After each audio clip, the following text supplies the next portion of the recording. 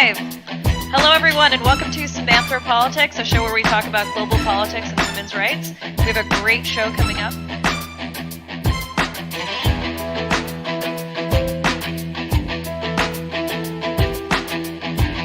On the military for the genocide against the Rohingya. So as these poor people are being attacked, people are hiding in their offices. You guys saw a guest.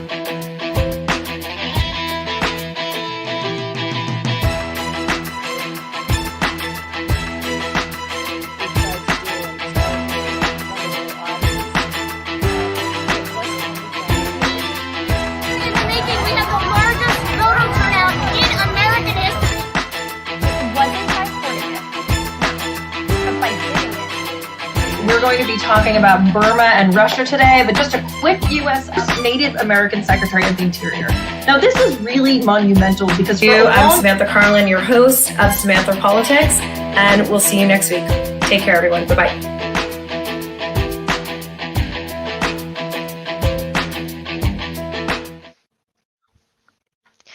Hi, everybody, and welcome to this week's episode of Samantha Politics. I'm reporting to you live from Washington, D.C., and we have an amazing show coming up with two Chilean feminists who are going to talk to us about the feminist movement in Chile and the historic constitution that is going to be written by half men and half women. They are coming to us live from Santiago, Chile. But before that, I want to give you a little bit of a global news update, as this is your source for global news. So I want to do a little thought experiment for a second. I want you to imagine that you're sitting on a plane, and it's a Ryanair plane. And if any of you have traveled in Europe, you know that Ryanair is the worst, and you sometimes don't even have a reserved seat. So you're sitting in your Ryanair seat, which is like really hard, and you're really packed in, and there's people just like all around you, like breathing on you, and all of a sudden the plane goes like this, and you're supposed to be going from Athens to Vilnius, which is the capital of Lithuania, and all of a sudden you realize you're about to land in Belarus, which is the country known as the country with the world's quote-unquote last dictator. Well, this is exactly what happened to a bunch of people on a Ryanair flight from Athens, Greece to Vilnius, Lithuania. Why? Because Lukashenko, who, as I said, is called the last dictator in Europe, decided that he wanted to arrest dissident, or basically a journalist who opposes him and exposes him for the corrupt, horrible human and leader that he is. He wanted to arrest this man, Roman Protasevich, who has been living in exile since 2019. So what did he do? Instead of trying to work with wherever he was living to get him extradited, he decided to come up with this ridiculous plan where he told the air controllers in Belarus to tell the Ryanair pilot that there was a bomb on board that had been planted by Hamas in retaliation for what was going on in Gaza. Doesn't make really any sense why it would be on this particular flight, because it's not like it was coming from Israel and packed with Jewish people.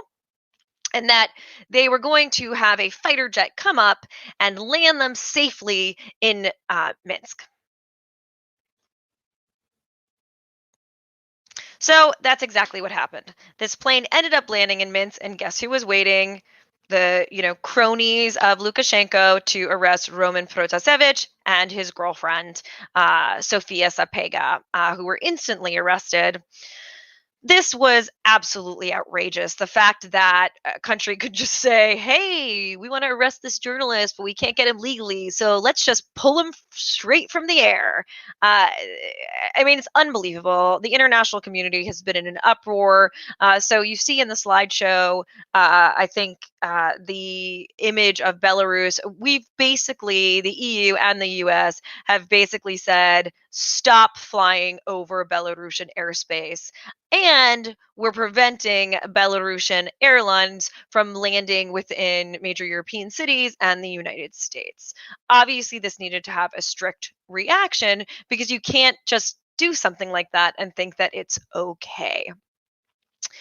So how did Lukashenko respond? By banning online live streams of protests, by continuing to arrest more journalists, and saying that we are waging a hybrid war against Belarus and that our country was a test ground for a future attack on Russia. Why is he saying that? Because he knows that he needs the support of Russia. Sometimes Belarus is called like Russia's like little brother or baby Russia because Lukashenko just takes all the pages from Putin's playbook, but he knows that he really needs Russia's support right now because basically the entire world is against him. Belarus is also the only European country that still executes its prisoners. So it's pretty scary. Belarusian state media released a video of Protasevich and his girlfriend saying that they were treated really well and confessing to all the crimes that, they'd written up against them that were ridiculous. And it was clear that they'd been beaten, that Roman was wearing makeup on his face, that his nose looked like it had been broken. You could see bruises on his forehead. Clearly is not being treated well. And it's pretty scary that he could potentially get the death penalty for some, made up crimes that he did not even commit. You'll remember actually one of my very first broadcasts was about Belarus, and it was about how Svetlana Tikhanovskaya had won the presidential election, and shockingly, Lukashenko did not let her take power. There have been protests in the country ever since. The Belarusian people are sick of this guy. The international community is sick of this guy. I think the question is just how do we get him out of power? Because he has got to go. So really interesting story. A little bit scary because I know, like you, I've been on a lot of Ryanair flights, and it was probably pretty terrifying for the passengers, as much as it was, not as much as it was for Protasevich, but to think that you're safe in exile and you're just taking a flight across Europe, and then all of a sudden the plane, does a U-turn and you're landing in the country that is after you. I mean, that has to be so unbelievably horrifying just on the whims of this Belarusian dictator Lukashenko.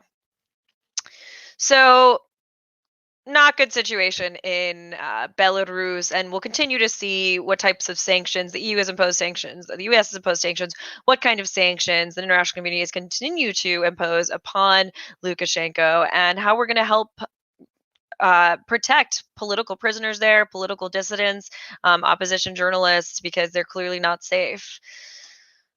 Moving on to some good news, but also a little bit of strange news. Samoa. So on Monday, a glass ceiling was broken as Fiame Naomi Matafa was sworn in as Samoa's first female prime minister. And Zach, if you could cue that picture of Fiame. So this is the funny part, is that the opposing party, which included the guy who's now in charge, didn't, as usual, just like Lukashenko, see her as legitimate. And they don't want her to be the prime minister. So what did they do? When Matafa arrived at the legislature for an inaugural ceremony on Monday to be sworn in, the doors were locked. You people are getting really creative. Let's just lock her out. That'll keep her from being sworn in. So I love this lady because she's like, well, I'm not going to be deterred by that. So she had a tent set up and was sworn in outside the legislature in a tent. One of the things we love to say in the women's leadership course that I teach is stop trying to get a seat at the table. Why don't you just build your own damn table? And I love that she just built this, she just had this tent erected in order to swear herself in, because she was like, all right, this guy sucks. Whatever, I'm still going through with this. She didn't let herself get deterred. I look at female leadership all day long for my women's leadership course, and I think she really exemplifies this kind of resilient female leader that's not stirred by this. She's like, nope, that's okay. I'm just gonna go forward and just figure out another creative way to do this if I'm locked out of things. So testament to Fiame Naomi Matafa.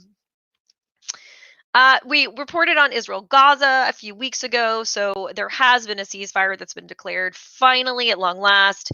It's only been 11 days of fighting, but it feels like it's been an eternity. I don't know, it just feels like it's been so incredibly long. And the death toll was about 248 people in Gaza, including 66 children, with more than 1,900 people wounded. Israel had 1 soldier killed and 12 civilians were killed. There's been so much infrastructure damage in Gaza, it's going to take many years to rebuild. And Biden declared that aid would be sent to Gaza. I was talking about this with my neighbor today, and it's like, why does Hamas do this? Like, Hamas knows every time they are not going to win. Sending rockets to Israel, is 90% of them are going to be interrupted by the Iron Dome system, Israel's missile defense system. And B, Israel is going to level buildings and come back at them. Hamas plants throws a rocket, like Israel's going to come back with an airstrike.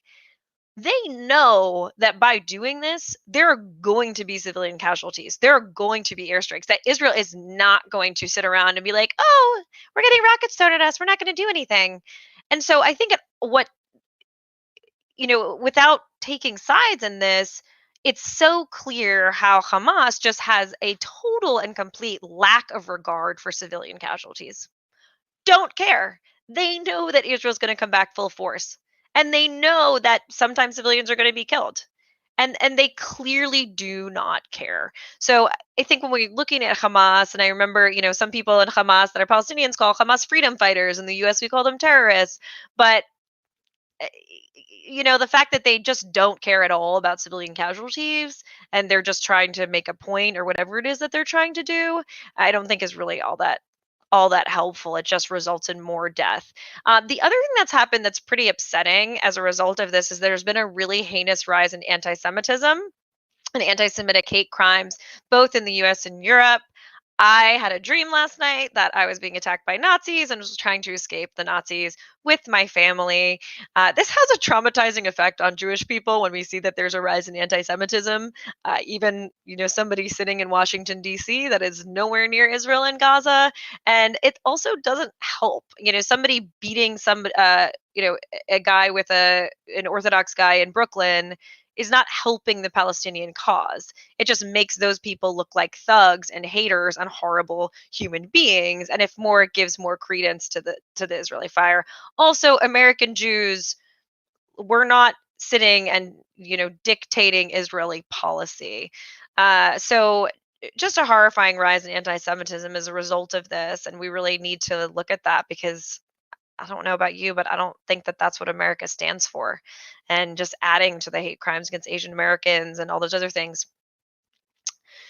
Moving on to another day in America. Mass shooting today in San Jose. Shocking.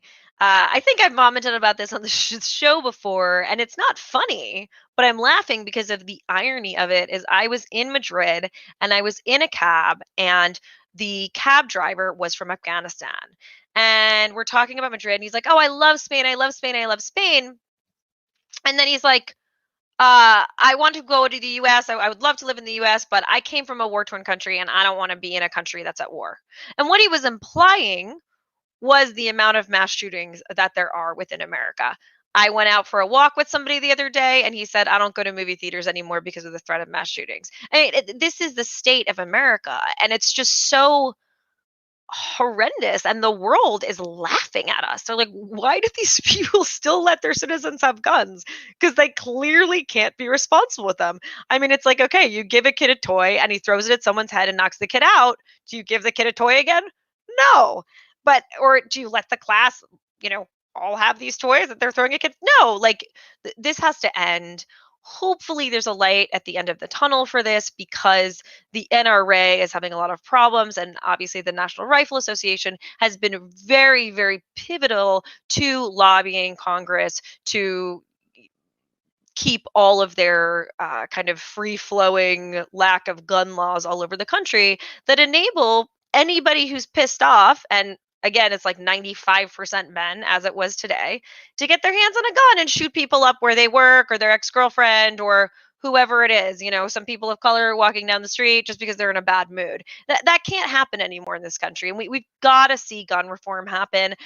I just don't know how many mass shootings have to happen for Congress, especially the Republicans, to say, okay, like, enough is enough. Like, we this is frankly, this is un-American. Waking up to a mass shooting every other day is un-American. That's not who we are. And do we want to be known by these other countries? This guy's coming from Afghanistan. I mean, it's obviously not a parallel analogy, but that this guy coming from Afghanistan is scared to be in the US is like almost hilarious. right? Like that's how we're perceived, as this like country is running around with guns like we're in a freaking Wild West movie. So hopefully, as we have a Democratic Congress, we'll be able to get some kind of gun reform laws passed. And as the NRA is losing money because of a lot of scandals with its CEO and hopefully is nearing bankruptcy, then hopefully we'll see the power of the NRA start to be lessened. Whew! All right, team. Moving on to the main topic of our show, which is Chile. So I was in Chile in February of 2019, and Chile erupted in protests uh, in I think it was right around there in 2019, and thousands of people started taking to the streets to protest income inequality, violence against women, the privatization of different things like pension plans and water, and we're going to talk more about that. So I want to give a little bit of background about what these protests were about, and then we're going to talk about what is the breaking news today that really is coming from all of these protests. And then we'll introduce the lovely feminist ladies that we have in the background to come on and talk about it. So a little bit of background on Chile. Chile was ruled by a really terrible man named Augusto Pinochet. He took over via a military coup in 1973. The coup was supported by the US. Why? Because we saw the Salvador Allende's government as pro-communist, even though his government was democratically elected. It was the height of the Cold War. And Zach, you can cue the Chile slideshow if you haven't already. It was the height of the Cold War, and we were fighting anything that smelled of communism. One person said it was communist. We were squashing it out, so we supported the coup. Now, Pinochet's regime was notorious for persecuting anybody who pissed him off. So just like Lukashenko, leftists, socialists, critics, journalists. Some of the numbers resulted in potentially the executions of anywhere up to 5,000 people, the internment of as many as 80,000 people, and the torture of tens of thousands. There were also lots of disappearances, like there were in Argentina, just kidnapping people from their houses, and they just disappeared. So what also happened during Pinochet's reign was there was a new constitution that was written in 1980 that also helped to keep Pinochet in power. We're going to come back to that. That's important. So remember that this constitution was written during the Pinochet regime in 1980. Another big thing that happened during Pinochet, have you ever heard of the Chicago Boys? So I find this so interesting because these guys were not from Chicago. And yet it sounds like they're like a gang from Chicago. They're like throwing craps or something. No, these were a group of Chilean economists that went and studied in the US under Milton Friedman and his disciples at the University of Chicago, Harvard, MIT. But they were studying this free market kind of libertarian economic theory that was very in vogue back then. And what happened, they came back to Chile. Pinochet loved them, and he really used them to launch Chile's new economy. Well, what happened? They removed tariff protections for local industry, trade unions were banned, Social Security was privatized, and hundreds of state-owned enterprises became privatized. This was called Chile's miracle. The country did experience extreme economic growth, but like many other countries, just because the country experienced economic growth doesn't mean that it trickled down to the population. And now you're starting to see where the protests came from. Also, the privatization of many industries that the government really should have been in control of led to really basic human rights being denied. So can you imagine if you had to pay a private company for water and had to pay a ton of money for water every month, or else you weren't able to access water? Well, that's one thing. Chile is the only country in the world that has privatized water, which means that Chile's water is owned by transnational companies and they pay the highest rates in the world for water. Chile's pension system is also privatized, and something that happened was that people didn't know when they retired how much money they were actually going to get, even though they paid into their pensions all this whole time. And then they found out, oh, we're getting like $100 a month, $200 a month, which is not enough to live off of in Chile, even after they'd paid into their pension for 20 or 30 years. So let's go back to the protests. So why were people protesting? Well, it had to do with this unbelievable amount of income inequality that basically this constitution was seen as really protecting transnational companies and the private sector and basically not caring about the people. about human rights, about environmental rights, and really just more about defending the economic interests of the private sector. Nearly 2/3 of Chile's 19 million people fall into the middle class, but nearly 60% of those households are classified as lower middle class. So, what happened when Chile broke into massive protests? Well, first of all, it's kind of interesting. There's always something that breaks the camel's back, as they say in America, the straw that breaks the camel's back. In this case, it was a fare hike on the subway that amounted to about 4 cents, which in the US maybe wouldn't be a big deal. But in Chile, it was just seen as like an FU to the Chilean people because it's like, okay, why couldn't you tax the rich and get those 4 cents back when Chile has this like very, very ultra rich high society, upper class of society, instead of basically putting another tax on people who are already stretched, many of them already living in poverty. That was the straw that broke the camel's back. Chile broke out into massive protests. Piñera, the president of Chile, who has a stellar 9% approval rating right now, so really well liked president, called on the police to go restore order. This did not go well. They used rubber bullets and tear gas canisters that they shot right in people's eyes. And so, one of the things that came symbolic in the protests and when I was down in Chile was an eye patch because so many people were blinded, or at least like 450 people had eye injuries that were caused by the police, and 40 people were blinded. Something else we're going to talk about today that's pretty terrifying is there were also reports of police raping female protesters. When I was down there, all of the streets were kind of carved up. There was no sidewalks. It was just dust because of bricks that had kind of been taken up to be able to be used as the people defending themselves against the police using bricks. Women played a very big role in the protests, and a video of a song called "The Rapist in Your Path" went viral, and the dance was done by women all over the world. We're going to watch that during our interview. So going back to the Constitution, hopefully you're still following along and this is, interesting for you, was to get rid of this Pinochet era Constitution that was seen as this thing that was kind of holding income inequality and holding the upper class, that how much people in the US love income inequality, holding the rich rich and holding the poor poor. Piñera was amenable to that, but he wanted Congress to draft the new Constitution. But the protesters said, no, we're done with you. We want civil society to draft the Constitution. We don't want you to have anything to do with the Constitution because you don't know what you're doing and you clearly don't care about the people. So what happened? October 25th, 2020, 78% of Chileans voted for the drafting of a new constitution. And part of the deal would be that civil society would actually draft this new constitution. But who? Well, that's the breaking news this week, is that Chileans just voted for people this past week to make up that diverse council of people, which is 155 people, to write that new constitution. Something also really interesting was that one of the stipulations was that this council would need to have gender parity, equal amount of men and equal amount of women, because they wanted to make sure that women had a role in drafting the new constitution and weren't left out like usual. This is incredibly historic because it is the first time in world history that a constitution will be drafted by an equal number of men and women, which is really exciting. And I was thinking about the American Constitution today and all of the like male stuff, like all men are created equal, and that basically the American Constitution was written for white property owning men. And how cool would that be to create a new constitution where women had half the say? I mean, definitely wouldn't be this stupid all men should bear arms thing, which has totally screwed us with mass shootings.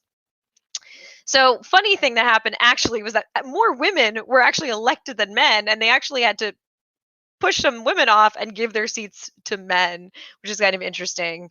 Who was elected? Mostly lawyers, then teachers, 7 gynecologists I found out, 17 indigenous people, which is really cool because the indigenous community in Chile historically has not really had a voice, and 6 people who identify as LGBTQ. So what is next for Chile, and what was the role of women in this movement? Excited to bring on 2 amazing guests straight from Santiago. My first guest is Maria Carolina Jimenez Alvarez, a Chilean lawyer and feminist activist. She is actually newly elected as the counselor of Maria Pinto City Hall, which is in the metropolitan region of Santiago. Excuse me. She's also the president of the Observatorio contra el Acoso Chile, a feminist organization that fights against sexual harassment and other forms of violence against women in Chile.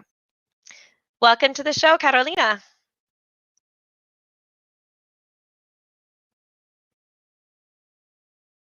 Brief pause from hi, Okay. Carolina. No pasa nada. Hi, thank you for having me. Nice to meet you. Delighted to have you, and congratulations on your win. Thank you. So exciting. So I'm gonna bring in Monse as well. Monse, I love Monse's bio that she gave me. Monse says that she's that classic feminist who didn't know she was one until she found herself protesting with other feminist women and felt right at home, which is funny because when I met Monse took me on a feminist tour of Santiago, and I mean she's like feminist like through and through her bones. So I don't know how she didn't know that. In 2015, she launched the first feminist tour in Chile with her travel company and was part of the efforts to establish the first feminist political party in the country.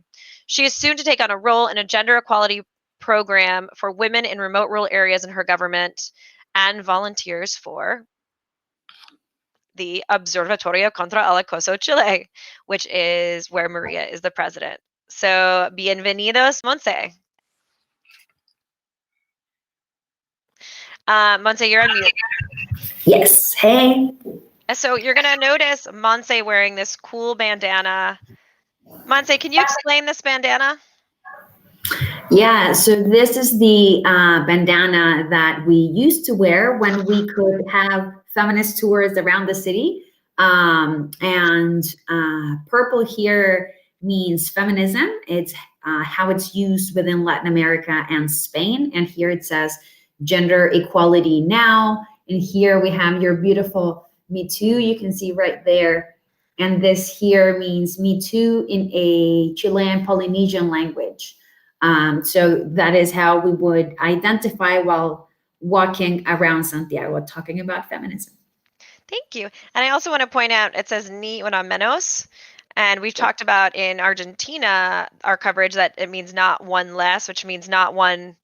It's a weird translation in English. It basically means not one more woman to die from femicide, which is the murder of women.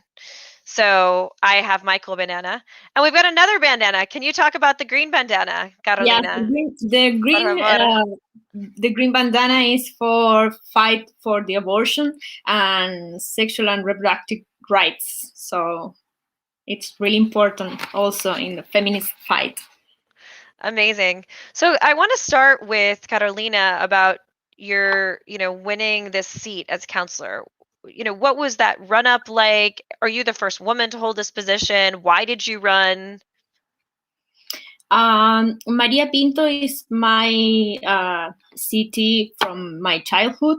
So it's really important for me to get a seat in the city hall. So I think it's important to take the feminist fight in all territories. So it's important for me give this struggle from my own territory.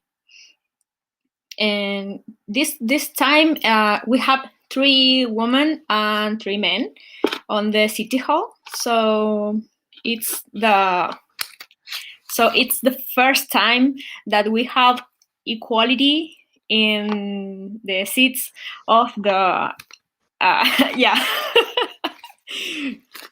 I hope this will be a great chance to make some changes in our territory, because it's a really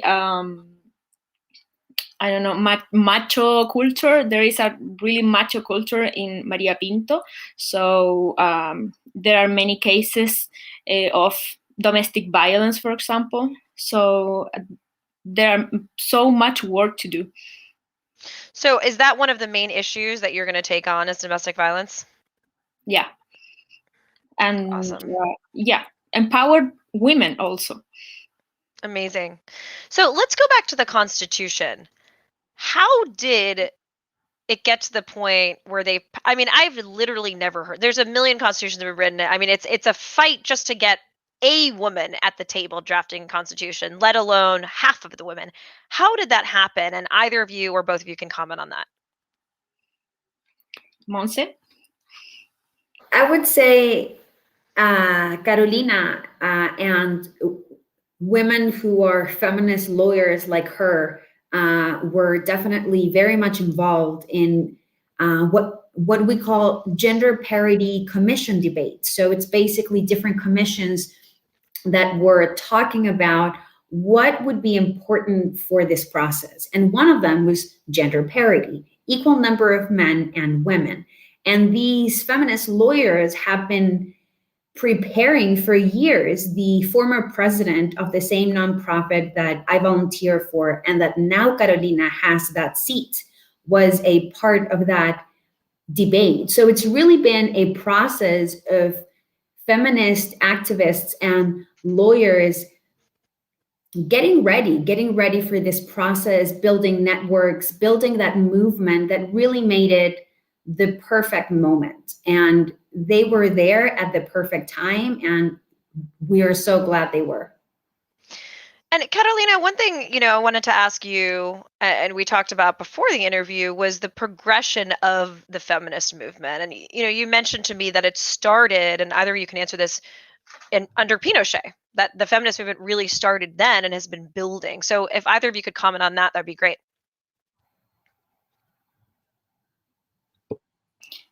The feminist movement started when women start to fight for the vote in Chile.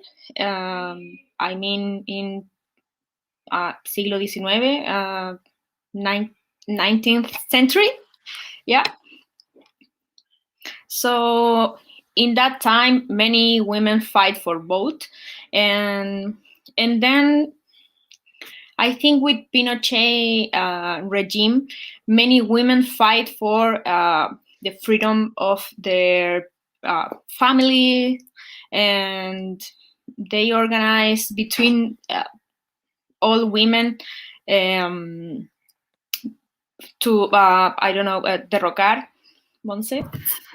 To be able to overthrow Pinochet, women were key in kind of building the network of activism that had disbanded because of the dictatorship, and really because many of the activist men were disappeared, as we say here, or were murdered by the dictatorship. So women took on this mantle, this burden of really becoming the political voice. So as we transition back to democracy, as Carolina was saying, women had this really important position within the process of transition. Interesting. And so, one of the things we also talked about was this video, "The Rapist Is You." So, Zach, if you could play that video, that would be great. El patriarcado es un juez que nos juzga por nacer, y nuestro castigo es la violencia que no ves. El patriarcado es un juez que nos juzga por nacer, y nuestro castigo es la violencia que ya ves.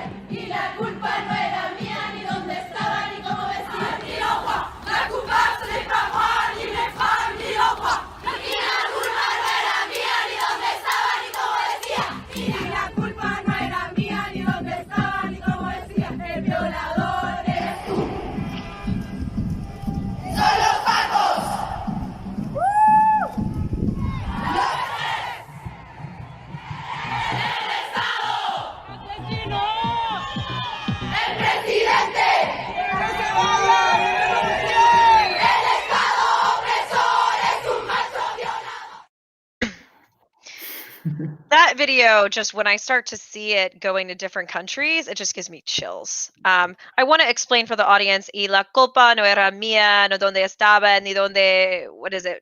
The last Y word. la culpa no era mía, ni dónde estaba, ni cómo vestía.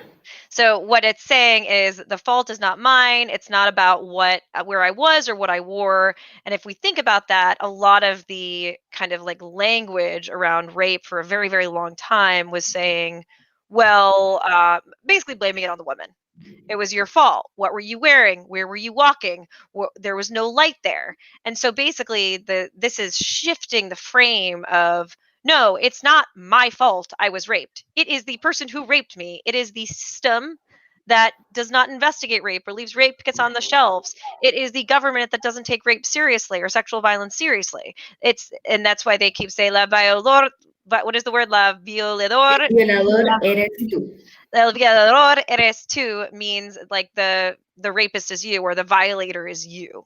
So that's the frame of that video, and I think that's why it resounded with so many women. And it wasn't specific to Chile. That in all of these countries, the U.S. included, I think fewer than 1% of rape cases in the U.S. are prosecuted.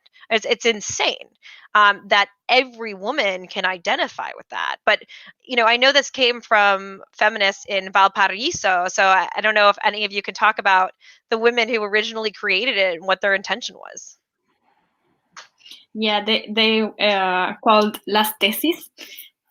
I think that they are 4 women.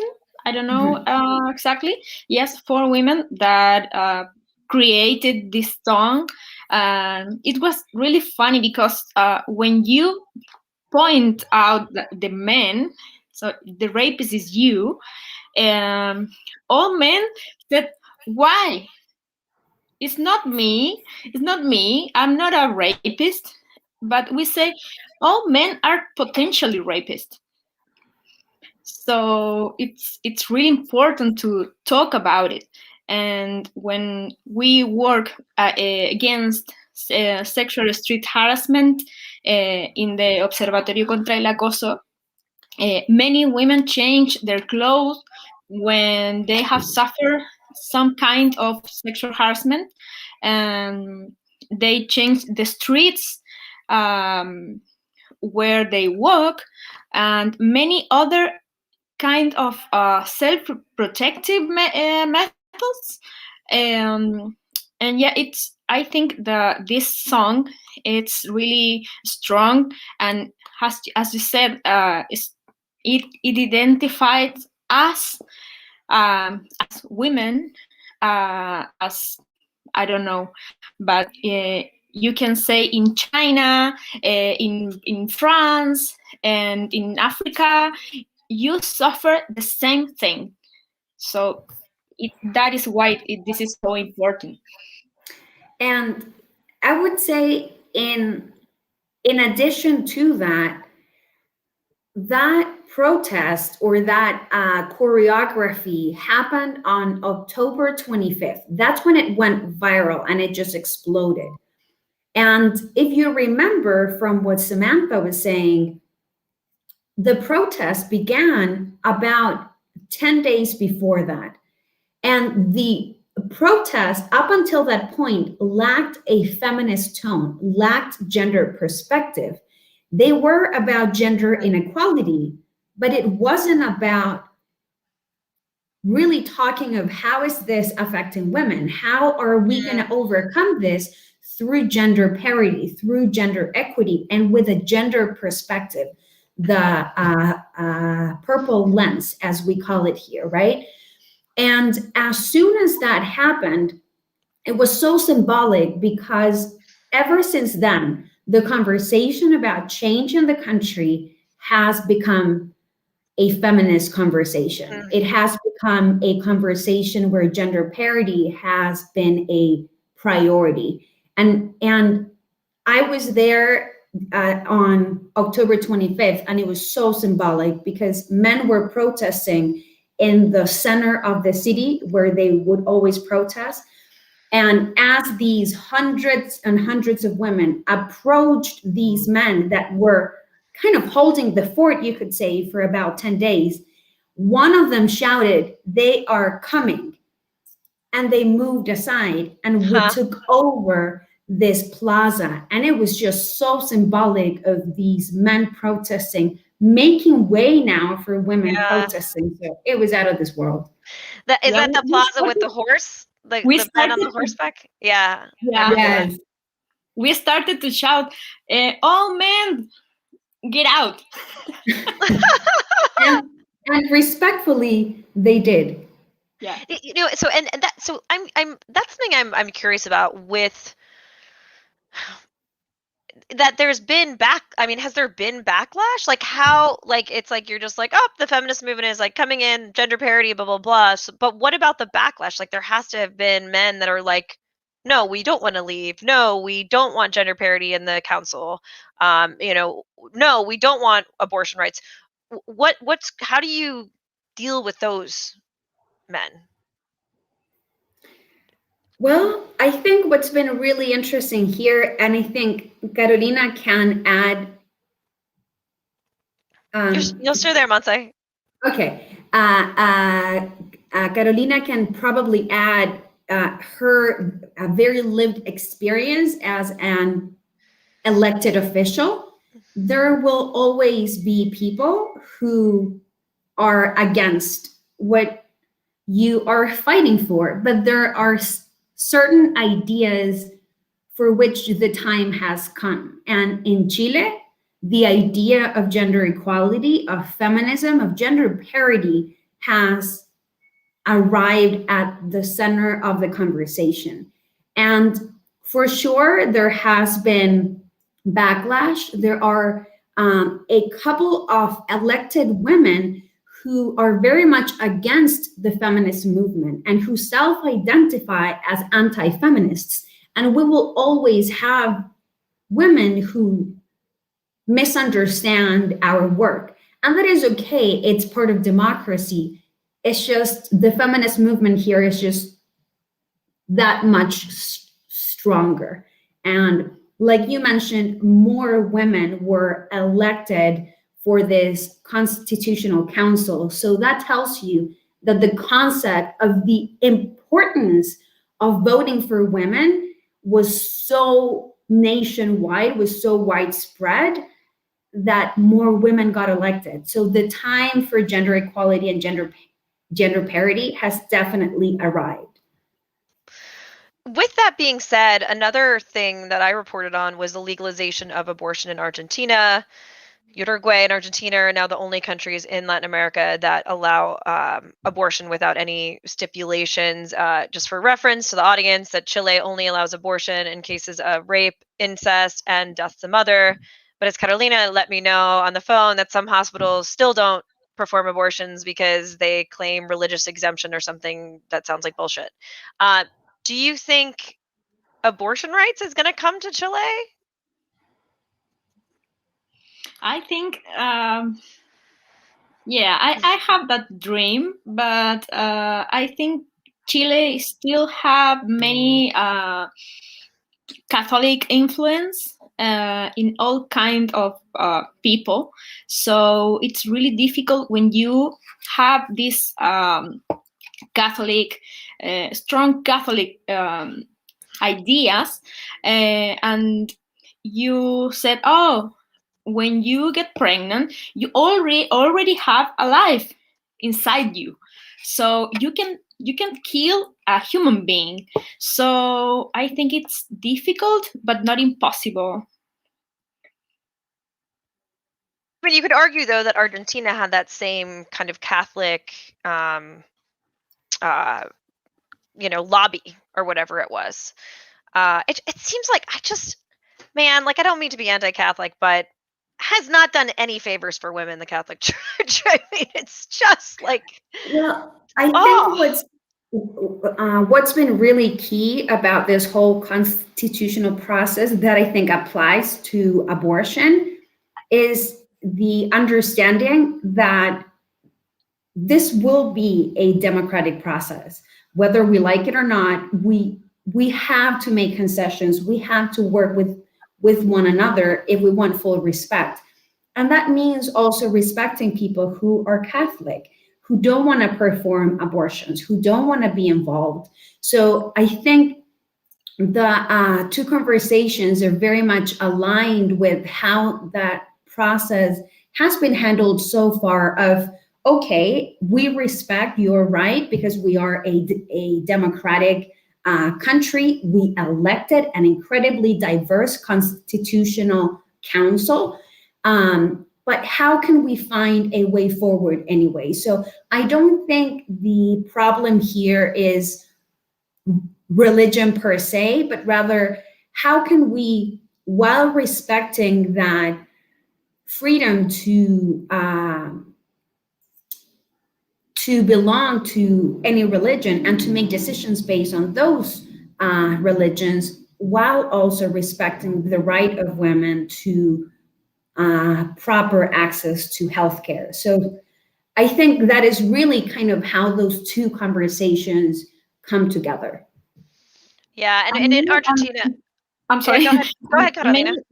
Many people don't understand that you are praying or asking for the power of be able to choose if you want to do an abortion or not. So that is the point, I think, because if you're Catholic, you don't want to do an abortion if you get pregnant, but if you're not, you can have the chance to do it. Right. And I think that's, that's part of how the right has co-opted the language of, I've had people come up to me and say, I would never get an abortion, but I don't care if someone else does. Am I pro-life or pro-choice? And I say, you're pro-choice. And they're like, what? I'm pro-choice? I don't understand, but I would never have an abortion. And that's how, because they've co-opted this language, because who wants to be anti-life, right? That's why, I call the right not pro-life, I call them anti-choice.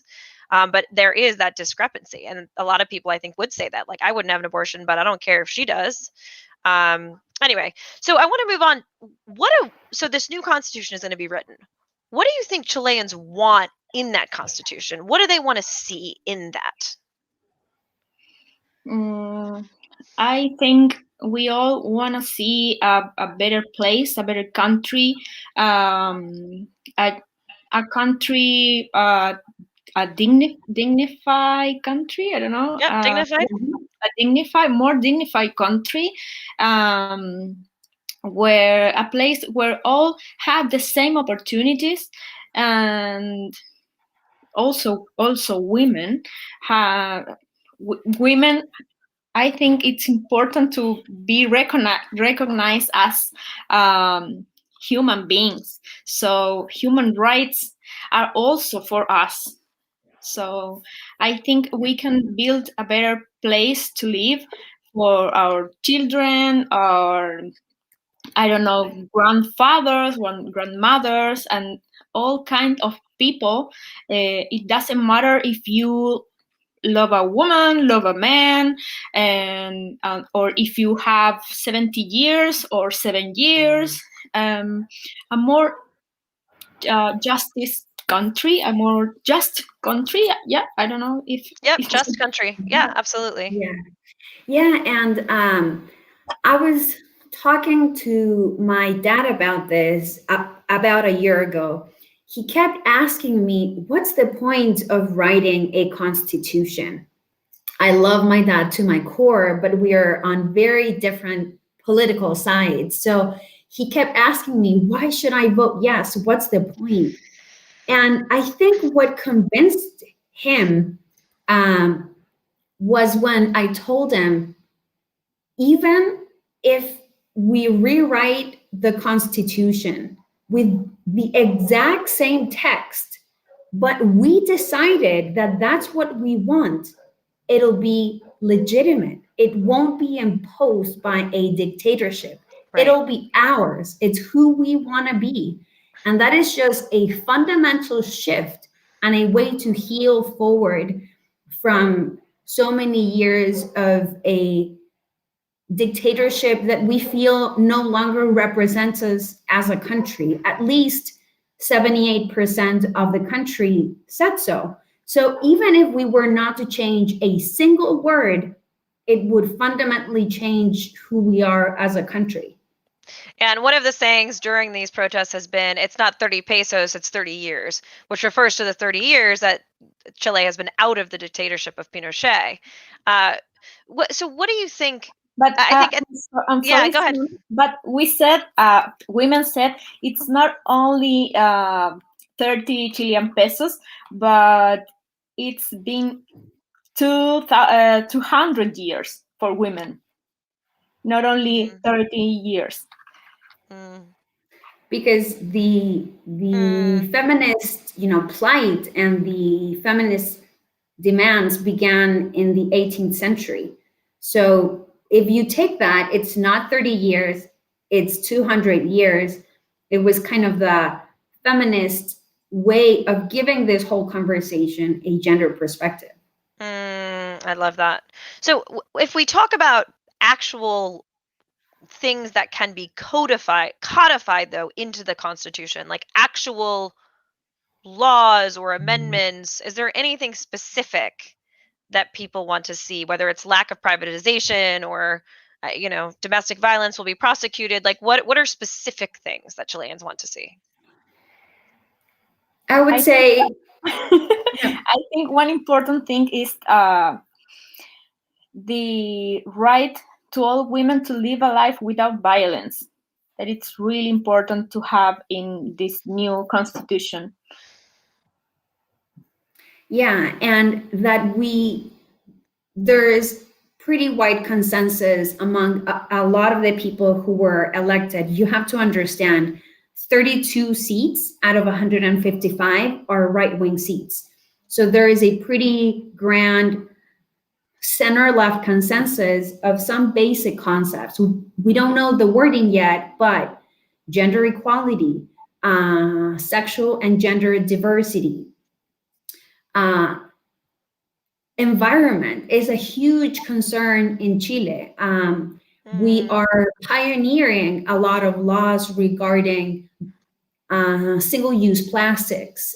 So while we don't have the wording per se, there seems to be, at a basic level, a pretty great consensus about what we want to see. And now that Constitutional Council has about a year to come together and draft it, and then we'll have to vote on whether that's the actual document that we want.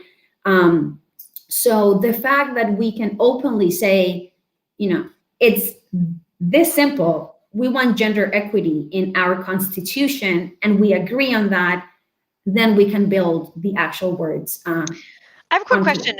Of the 35 seats that were right wing, how many, do you know what the gender split was on that? Good question. I'll have to research that, because I'm just curious. I'm actually working on a research related to the men and women elected. So that is a great question. I'm going to add. Something that's happened in the US, which is kind of interesting, is that as more women have run for office, that's also meant more Republican women. So like something that happened and the Republicans have started to get smart in the US and say, oh, if we keep running old white men, they're not going to win. So we're going to prop up some women and some people of color as like our token Republicans, so we look woke and get them elected. And it worked. Like these 2 seats in Florida, I was devastated, that were held by female Democrats that were seen as people that really couldn't be beat, were beaten by 2 female Republican candidates in the last election. So I think I was just curious about that. Anyway, so one other thing we talked about is, why is this important to the rest of the world? Why is what's happening in Chile? Why should we care about this in the US? What could the impact be on other countries? I think it's important because we can be an example for all countries in other parts of the world.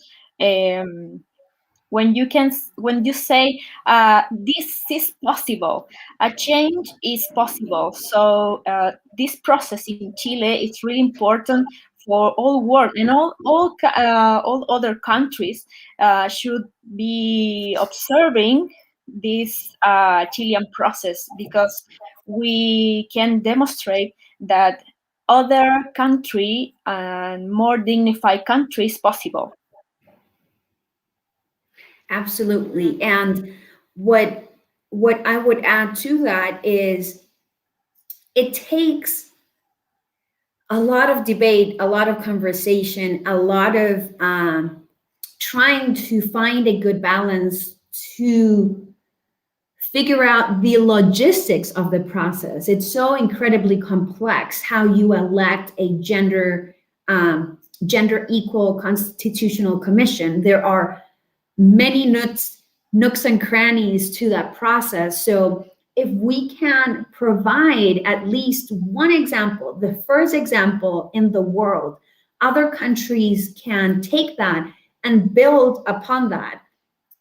So I think it's an incredibly important example and case that will hopefully be looked at from many parts of the world as a blueprint. We want to see more constitutions in the world written with gender parity, as they always should have been.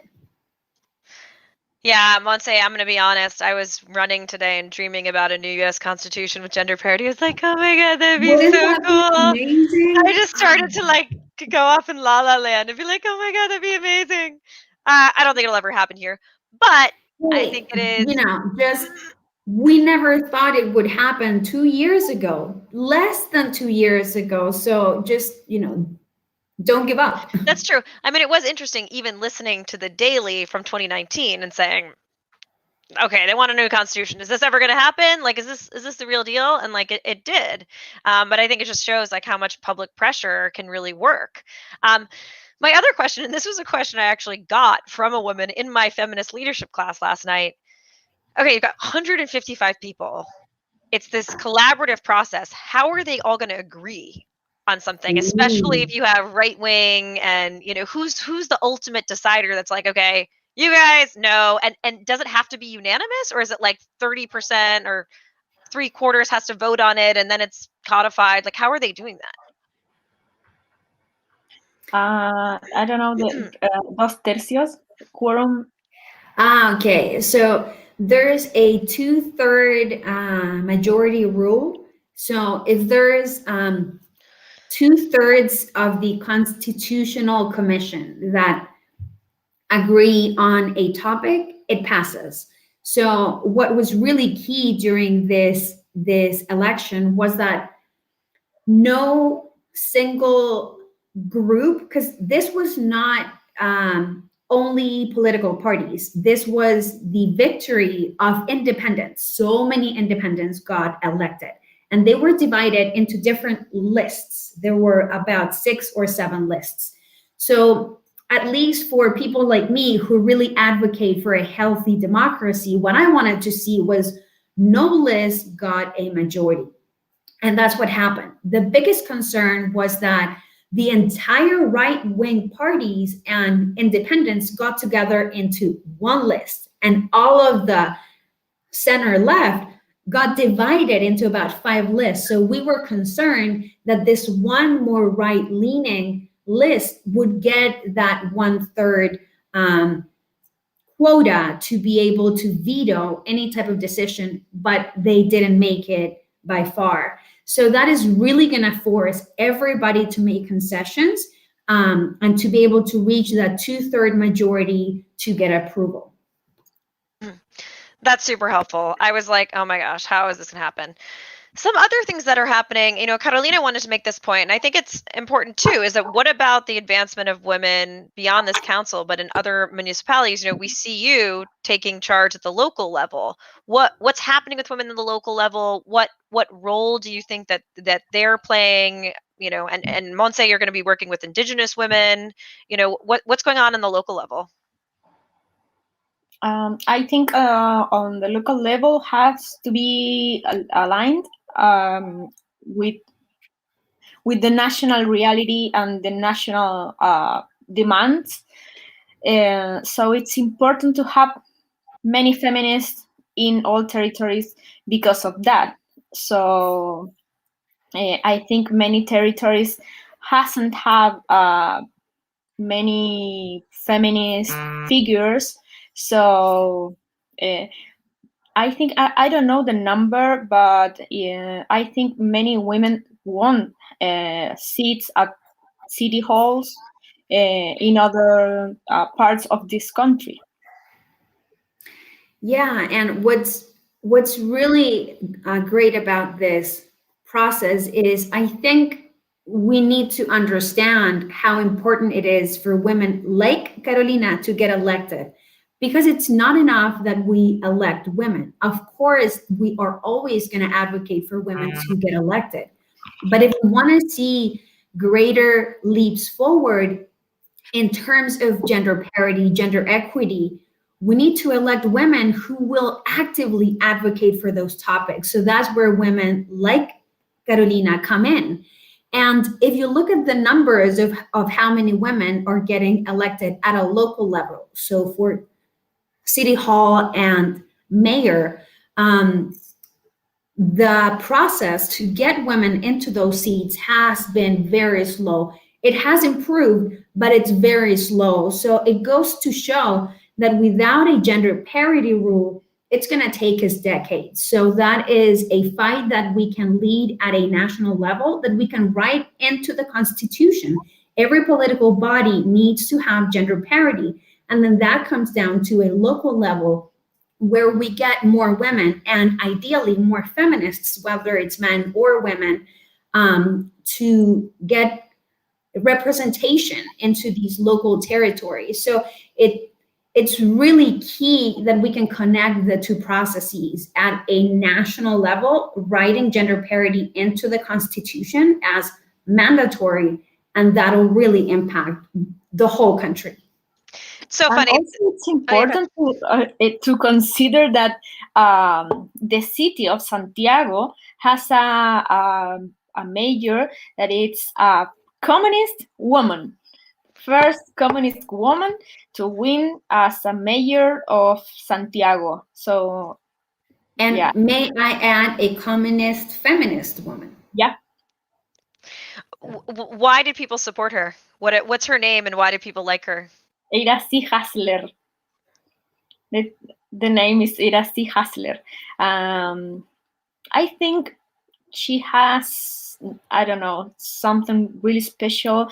And the former mayor was really bad and was from the right wing, and she made some bad decisions about the students coup. Students protest. Yeah.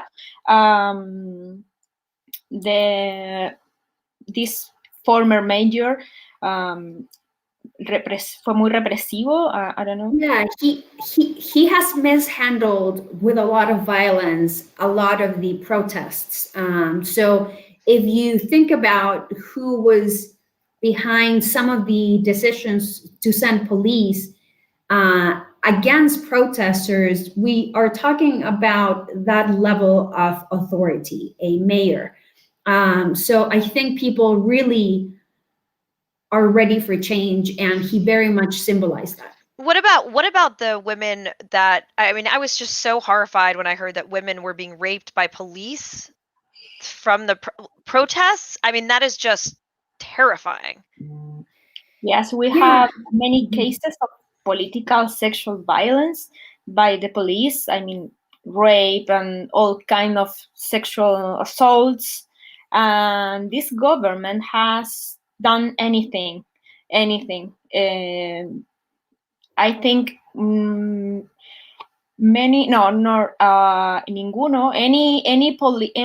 policemen have been prosecuted. Yeah, and none of them have been prosecuted. No.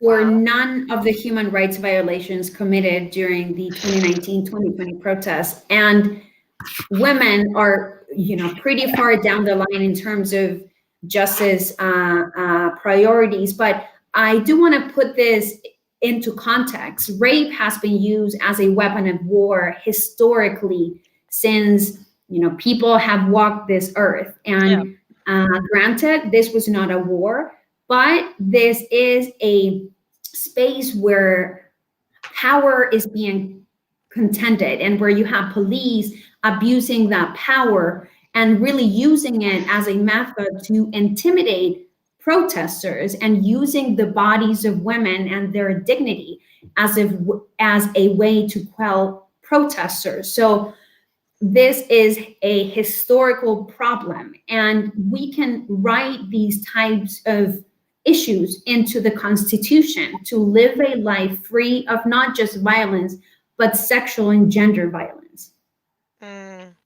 So there's two more races I want to talk about, and then I want to talk about Hollerback or about your organization, and then we're going to close. But there's a couple other races coming up that I know we've talked about. A runoff between Karina Oliva and Claudio Rego for the governor in Santiago. Do you think that Karina Oliva is likely to win?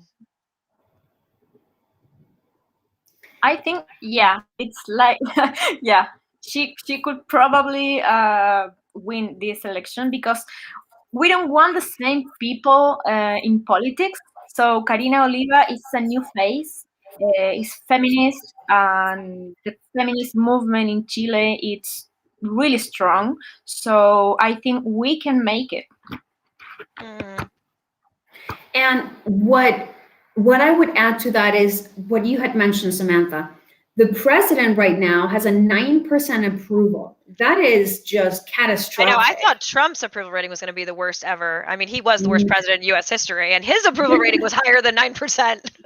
Yeah, so that really goes to show how tired people are with the traditional political system. So something that we have not mentioned so far is by electing so many independents into the Constitutional Council, the talk of the town was this is a giant slap on the face for political parties, and they were scrambling to put together any type of reaction. If you look at who got elected, there is one woman in particular. She is known as Tia Pikachu, Aunt Pikachu. And I know this will sound like a joke, and you can Google it. She is a woman who joined the protest dressed as a giant Pikachu, and she got gassed and arrested, and she kept going with her Pikachu costume. And my dad, my beloved dad, kept telling me, like, why is she there? And what I told him was, she was in the protest. Do you, like, put it in, like, how can we grapple the fact that a protester who got tear gas got elected to draft the Constitution? So if this is not representation, I don't know what is. It's amazing. It's so amazing. It's like the, you know, how military always got elected because they're like on the front lines. They're, you know, that she was on the front lines. I think that's really amazing. So that also leads me to Piñera. So presidential elections are coming up in November. Is he gonna go? What's going on? Who is the opposition? We have a big problem with political parties because they are fighting between them, and because we all want to win this big seat. So we have not so many options, I think, because we have one woman in this race, but I think she's not so feminist. I don't know, but we have another choice that is a communist choice. Daniel Jadue is her name, or his name. But I don't know. I think it's really difficult to say right now what is going to happen. Yeah, and if we take it to the larger context of the delegitimizing of the political parties during this entire process, it's really tough. It's really tough because they don't have the basis, the legitimacy, people believing in them. So it's really tough, but what I would say is it's pretty early in the process, and we are kind of, waiting to see what's going to happen. But Chile and Chileans are highly political people. Ever since I can remember, we are raised into protests and politics. So I think Chileans will be very attentive of how the process is going to go. Because if you think about it, this is the president who's going to lead with the new constitution. So it's a huge burden. So last topic, Carolina, I want to hear more about, it's such a mouthful, the Observatorio contra el Acoso Chile. I would love to hear more about what you're doing there. We do a lot of things, but mostly we do educational interventions.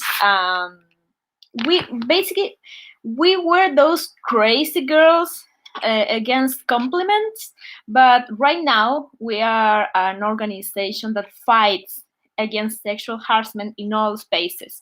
So we do educational interventions. We follow the way of some bills about gender violence and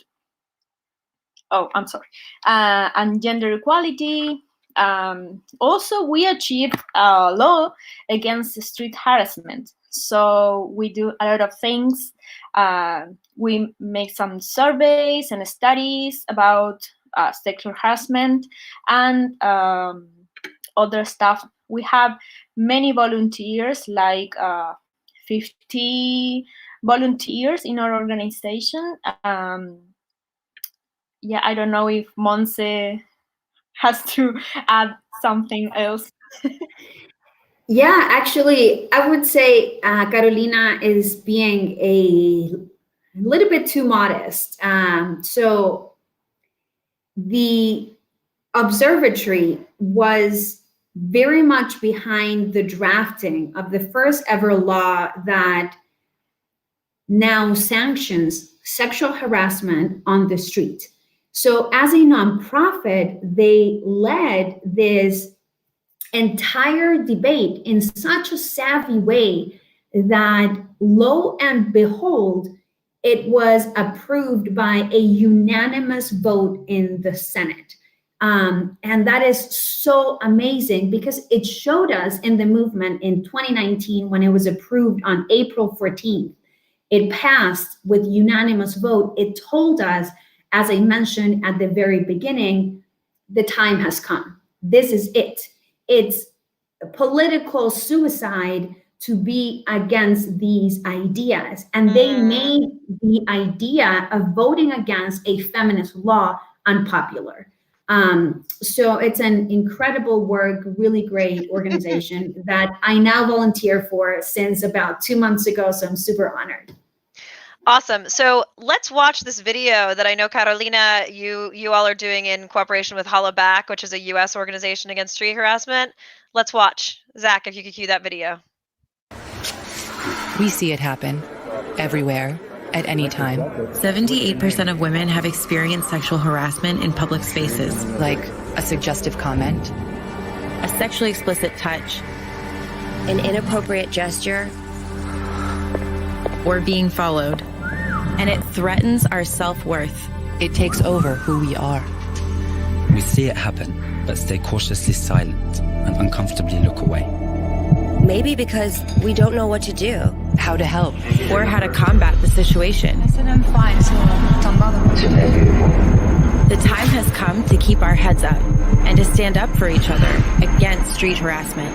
And everyone can be part of the solution. Sorry, I'm gonna pay for it. Excuse me. Is this yours? Can you help me, please? I'm looking for this direction. L'Oreal Paris and the nonprofit organization Holla Back have joined forces to teach men and women how to combat sexual harassment in public spaces with simple but impactful actions.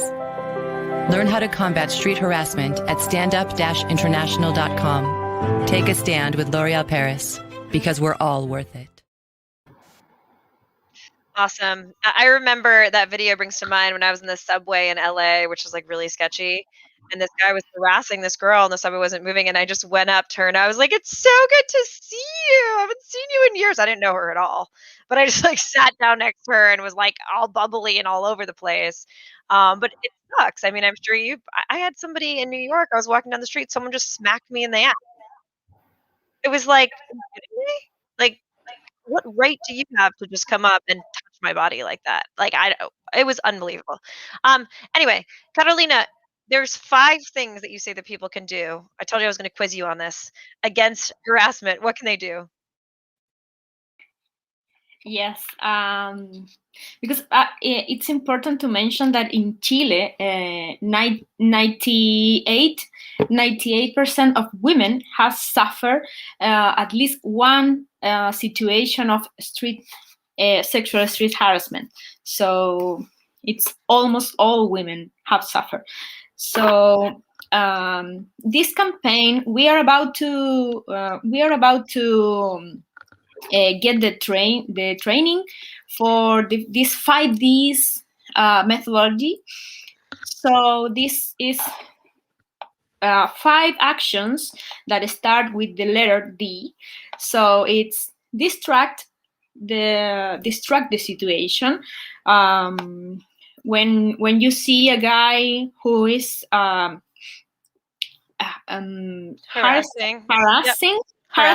a girl, you can do what you did. So hi, my dear friend, how are you?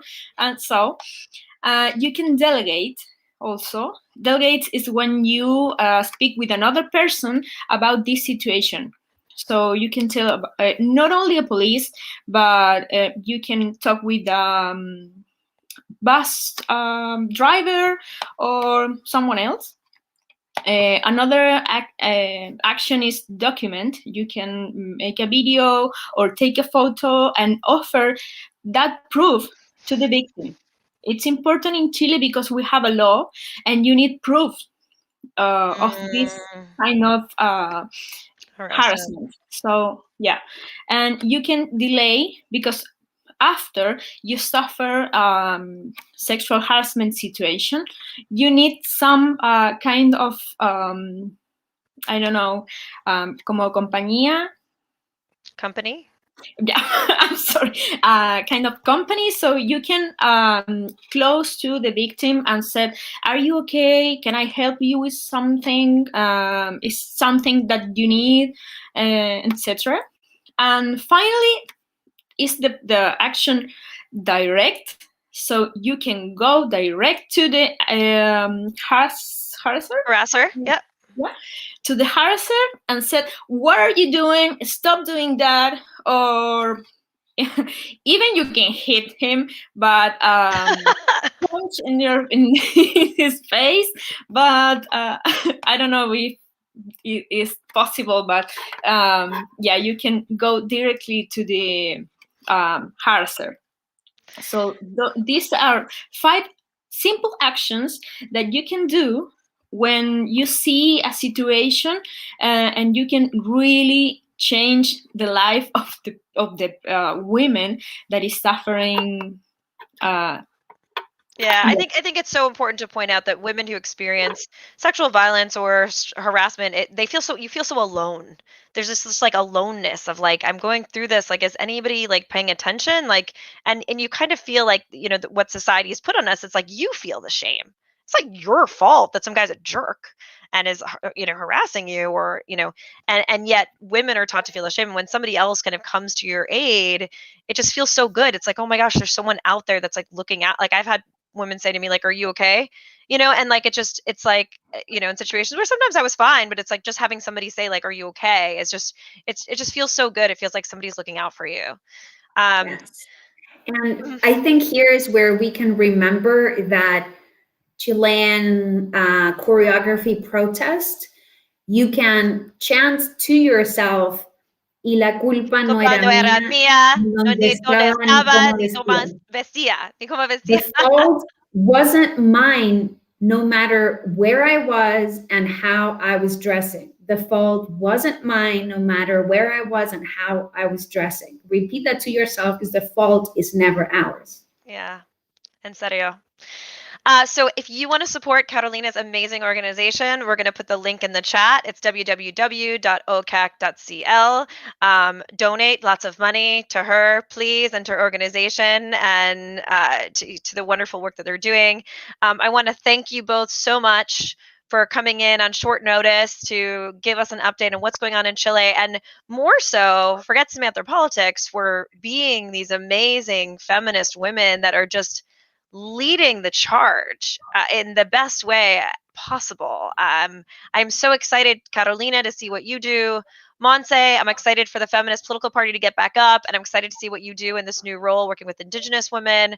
I mean, really just, how would I say, like, mi corazón es contigos, like my heart is with you, Mi like corazón está contigo, sí. yeah, I support you. Mi apoyo es contigo. It's like, and I hope as feminists across borders, we can continue to find ways to work with each other and leverage each other and learn from one another's lessons, because it's just so incredibly important.